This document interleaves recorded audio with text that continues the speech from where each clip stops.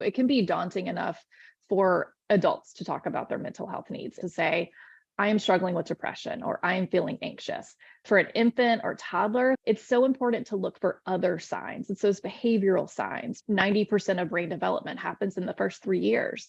The stress and trauma of homelessness takes a toll and, in fact, stifles their development. It can be very serious and it has long-term consequences. You don't have words, and so you behave a certain way in order to cope with that stressor.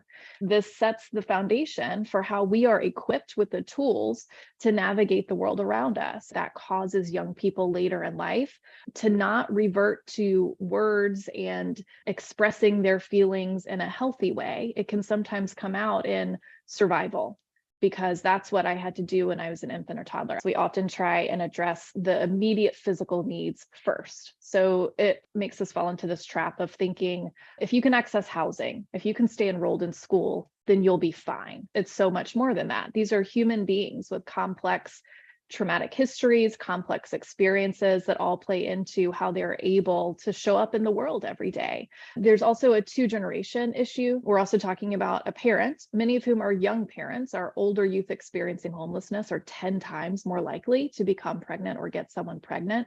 It's stressful enough to be a parent, let alone a parent experiencing homelessness. It's important to be able to connect both the child and their family to mental health services and supports. There is still a stigma associated with naming these feelings. Being able to name it and to access help is still a privilege, because it means that you have access to healthcare and or the funds to pay out of pocket for counseling and therapy services. A lot of young people have seen their parents struggle economically and just adopted this mentality of, this is just the way that it is. I just have to deal with this. This is all I will ever be able to do.